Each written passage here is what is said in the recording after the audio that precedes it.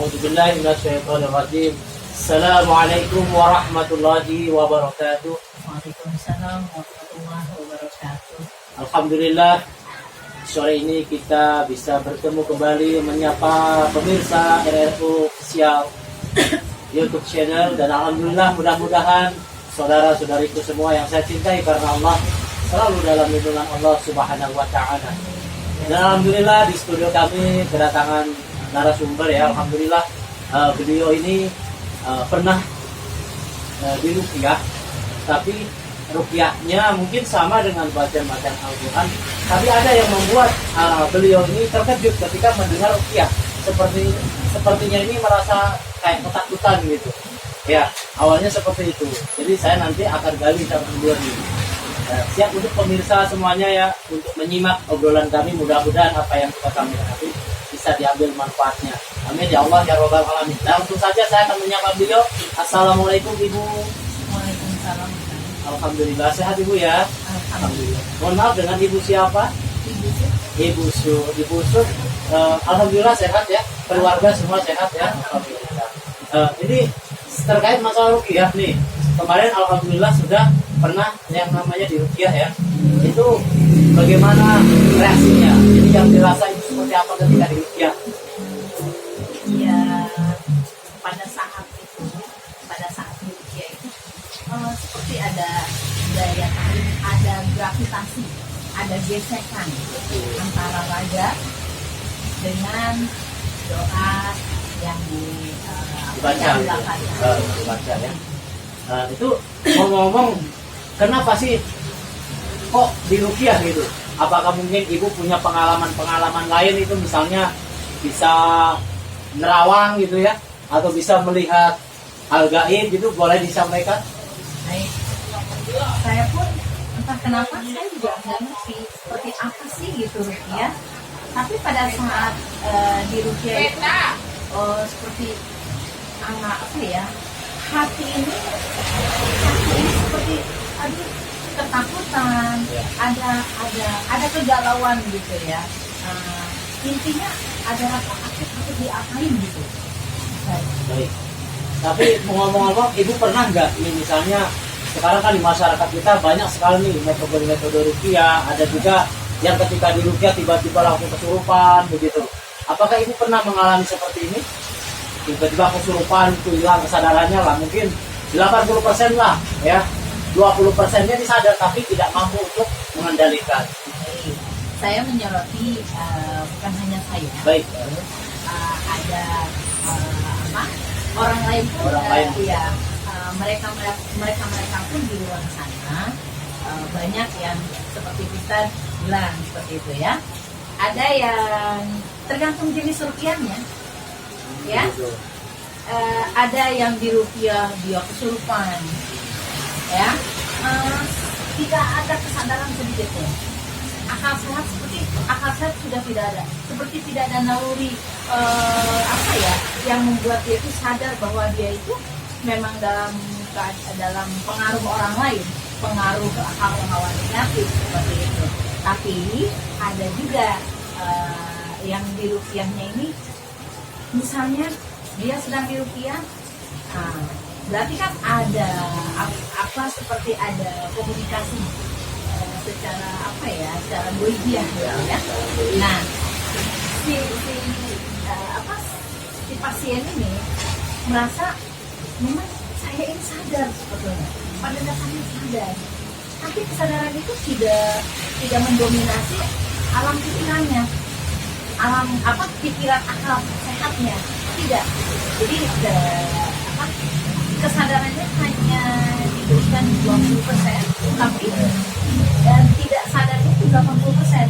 Jadi sangat mendominasi di bawah alam sadar, di bawah alam sadar dia, seperti itu, Ustaz.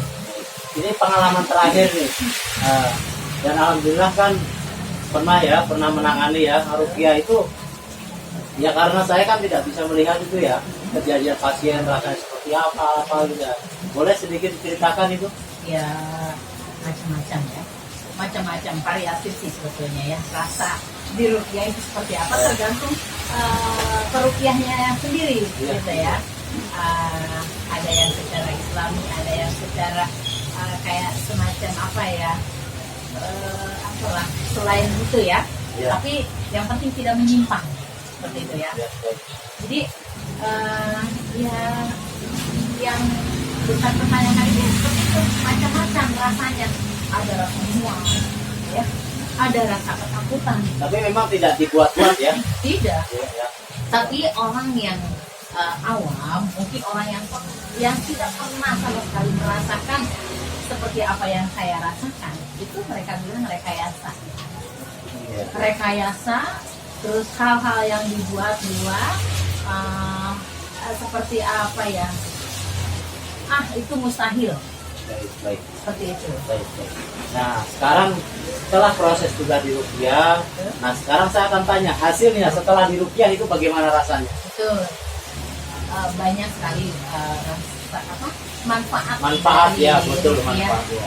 yang Ustaz lakukan itu, seperti hati menjadi tenang, pikiran menjadi tenang, Ibadah juga enak, alhamdulillah. ya. Ada daya tarik tersendiri, ya, seperti baca Quran atau apalah gitu ya. Lebih semangat lah ya. Ya, sifatnya ibadah aura positif, ya. Aura positifnya, reaksi positifnya itu sangat banyak. Jadi mungkin ke emosional pun mungkin lebih berkurang ya, terkontrol ya. Alhamdulillah. Pernapasan pun tidak apa ya, Jadi lebih longgar tidak lah. sesak, nyaman, longgar. Alhamdulillah. Jadi nggak perlu pakai obat ada rasa sesak nafas atau apa gitu. Ya, alhamdulillah. Artinya kita sebagai seorang muslim kita harus yakin betul bahwa Al-Quran ini sebagai syifa. Al-Quran ini sebagai kuda petunjuk. Al-Quran itu sebagai rahmat kasih sayang. Jadi kita tidak ada keraguan lagi insya Allah di dalamnya. Dan mungkin ada yang bisa disampaikan untuk sahabat-sahabat pemirsa di luar sana yang menyimak, tentunya yang berhubungan dengan metode-metode ruqyah. Mungkin ada hal yang sebenarnya saya pengen di ruqyah nih tapi saya takut begitu ya. Atau mungkin hal-hal lain ya, supaya ibu memberikan motivasi buat mereka. Silakan. Baik, untuk para pemirsa di mana saja berada, kita sebagai umat ciptaan Allah, ya, ciptaan yang maha kuasa, ketika kita diberikan suatu hal yang kira-kira membuat itu dirasa tidak normal, ya, itu kita terima dengan ikhlas, bahwasanya Allah yang mempunyai hati ini, Allah yang mempunyai jiwa raga ini. Kita tidak perlu takut. Kita kembali lagi kepada diri kita, bahwasanya karena Al-Quran itu sebagai penuntun kita, Pedoman hidup. Al-Quran itu sebagai pedoman hidup kita, Alhamdulillah. ya. Al-Quran itu menuntun kita kepada jalan yang benar, seperti itu. Jadi tergantung kembali lagi kepada manusianya sendiri, ya. Tergantung bagaimana kita mengendalikan emosional kita. Tentunya kita imbangi dengan apa yang namanya biar supaya menjadi balance antara amarah dengan sifat-sifat atau sikap-sikap yang normal, ya, yang bisa terlihat oleh halayak ramai itu memang itu normal gitu. Jadi tidak ada seperti tidak ada terlihat kejanggalan-kejanggalan yang menyimpang seperti itu. Jadi harus ada landasan lah ya. Ada landasannya itu Al-Quran dan Al-Hadis. Baik sahabat-sahabat pemirsa semuanya, alhamdulillah walaupun singkat, tepat, padat, insya Allah mudah untuk dipahami. Dan yang paling penting di sini yang harus kita garis bawahi adalah kita berusaha untuk menjadikan hamba-hamba Allah yang penuh dengan syukur.